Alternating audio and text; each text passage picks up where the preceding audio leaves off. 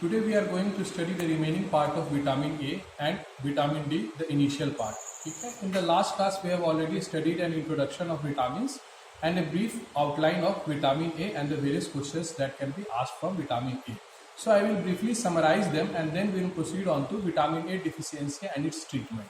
In summary, we have to know that vitamin A is the initial fat soluble vitamin, and vitamin A is present in the form of retinoids, that is retinol, retinal, retinoic acid, and carotenoids, that is alpha, beta and gamma carotene, of which the important one is beta carotene, which has an independent antioxidant action. Now I have also told you about that beta carotene, when absorbed in our body, is an inefficient metabolism. So beta carotene only exerts, that is 6 microgram of beta carotene if we are taking as diet, then it will only generate 1 microgram of retinol equivalents. So we see that beta carotene has only 1/6 of retinoid activity. Now we proceed with the various intake, absorption and transportation. Now we have seen that it is absorbed via chylomicrons and then it is transported in the body, and it goes to liver first. It is stored in the liver. From liver it is taken up and it combines with retinol binding protein and goes to the various sites in the body. Now we move on to we have also studied Ward's visual cycle, which is very important, and visual cascade, that is the generation of visual impulse. Next we move on to vitamin A deficiency. Now why is vitamin A deficiency caused? So there may be problem at several levels. One of the most basic is there may be inappropriate or insufficient intake. Then there is insufficient absorption. Then there is in various transport mechanisms, if there is a reduced retinol binding protein, then the various vitamin A forms can be excreted, and there is also reduced vitamin A. Then also in case of alcoholism and in case of storage problems in liver, we can have a vitamin A deficiency. Now vitamin A deficiency manifests as ocular and extraocular manifestations. So we will first deal with ocular manifestations. The ocular manifestations, the initial one is night blindness or nyctalopia. So what is night blindness? In night blindness there is an increase in the dark adaptation time. That is, we can't see in dim light, but the vision in bright light is normal. After nyctalopia or night blindness, the condition further progresses to conjunctival xerosis, Bitork's spots and corneal xerosis, which can be combinedly called as xerophthalmia. Now you see, for dark adaptation time we use the property that it is a part of rhodopsin, but here for xerophthalmia it is because vitamin A is important for healthy epithelial tissues. So we see that the conjunctiva becomes dry and non-wettable, okay? And it becomes muddy and wrinkled. So there is a difference, and this difference gets manifested as conjunctival xerosis. This is followed by Bitork's spots. You see, in ocular manifestation it is in the increasing amount of vitamin A deficiency that first conjunctival xerosis will develop, then Bitork's spots, then corneal xerosis will develop. After corneal xerosis we can see that there may be corneal ulceration, and after corneal ulceration, if it heals, it may cause that corneal scarring is there. That corneal scarring will leads to diminished vision. After corneal scarring, if the condition does not further improve, there may be multiple corneal ulcerations which will lead to ultimately to keratomalacia and permanent loss of vision.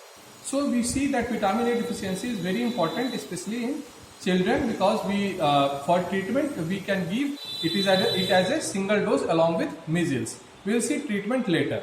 Now for extraocular manifestations, there may be follicular hyperkeratosis causing phrenoderma or toad skin. Then there can be anorexia and growth retardation because of its effect on skeletal development. It can be also important in sterility in some males, because with vitamin A deficiency the germinal epithelium gets destroyed, causing sterility in males. So after vitamin A deficiency has been completed, we will move on to the treatment of vitamin A deficiency. So the treatment is age based. If it is less than 6 months, we can give 50,000 international units. If it is 6 to 12 months, we give 1 lakh international units. And if it is more than 12 months, we give 2 lakh international units. So the dosage is given, one on day 0, that is the first day. Another dose is given the next day, and another dose is given after 2 weeks. Because it's a fat soluble vitamin, so we can give it we do not require to give it daily. We just need to replenish the stores in the liver, and that can solve our vitamin A deficiency problem. Now the vitamin A is also used as retinoic acid in psoriasis, and in case of acne. So this completes our vitamin A deficiency and our vitamin A topic. Next we will move on to vitamin D. So vitamin D is another of the fat soluble vitamins, and vitamin D we have to first study about the various forms of vitamin D, but the important questions here are activation of vitamin D, and then why vitamin D is a hormone. This is a very important question. It is usually asked as justify why vitamin D is a hormone, and it usually comes as short notes. Then we can have a long question on vitamin D also. So we will start with various forms of vitamin D. So vitamin D is present mainly in two forms, ergocalciferol and polycalciferol, which is known as ergocalciferol is vitamin D2 and polycalciferol is vitamin D3.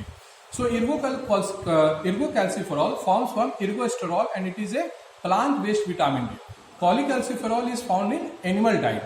So we see vitamin D is also called as sunshine vitamin. Why? Because vitamin D can also be synthesized in our body.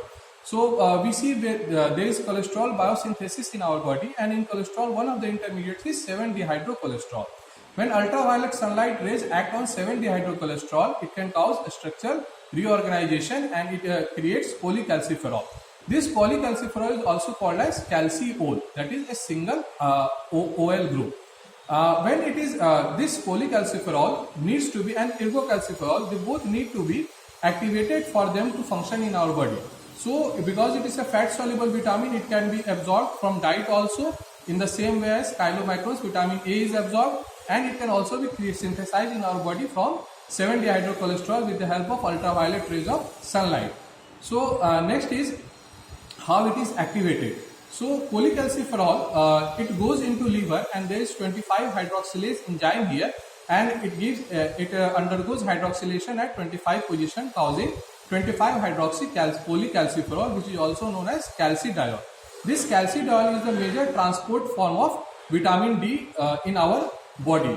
This calcidiol needs to be further activated to act calcitriol, which is also 125 dihydroxy polycalciferol, also known as DHCC. This calcitriol it is activated in the kidney by help of 1-alpha hydroxylase. Now this 1-alpha hydroxylase is a very important enzyme because it can be activated by both parath hormone and by the low phosphate levels. As I have taught you in serum calcium, low calcium levels increase the amount of parath hormone in our body. So this parath hormone and the low phosphate levels both will act on 1-alpha hydroxylase, increase its activity and cause the formation of calcitriol. Now what are the various sites of action of calcitriol? We have already studied in serum calcium about the calcium homeostasis. Now calcitriol acts on intestine, bones and kidneys. So calcitriol, the main function of calcitriol is to increase the total calcium balance in our body rather than the redistribution of calcium in our body. So how does it increase the total calcium balance? So vitamin D acts like an steroid hormone, and it acts on the various intestinal cells, causing the creation of calcium binding protein, which helps in the absorption of calcium from the gut. So it increases the calcium levels in our body. This calcitriol also acts on bones and also acts on kidneys. In bones, it will lead to remobilization of various calcium and phosphate, and in kidneys it leads to a reduced excretion of calcium and phosphate, leading to an increase in the serum calcium levels. These two functions are the major. These three functions are the major functions of calcitriol. Now the other two things we need to know is one is why calcitriol is known as a hormone, justify, and the another part is why which are the various deficiency states, that is rickets and osteomalacia caused by vitamin D deficiency. Now in case of vitamin D as a hormone, you have to understand that vitamin D is basically acts as a steroid hormone. So we have to justify why it is a hormone and why it is a steroid hormone. So some points related to this is, it is a hormone because it is synthesized in our body, basically in our skin, and then gets activated at a distant site, that is in kidneys. It also has various target organs just like a hormone, that is intestine, bones and kidneys.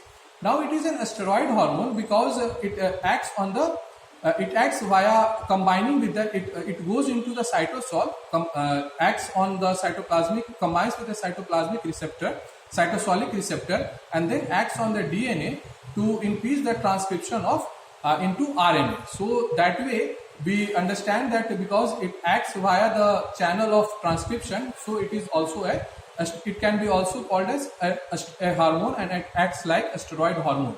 Now we can also confirm it because actinomycin D, when it is used, it will inhibit the activity of vitamin D because it stops the transcription of RNA.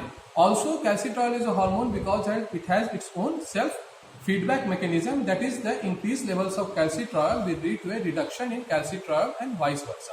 So you see, this is an important question. You have to remember all the points why calcitriol can be called as a steroid hormone. In next class, we will study about the various deficiency states caused by vitamin D and further fat soluble vitamins, that is vitamin E and vitamin K. Thanks.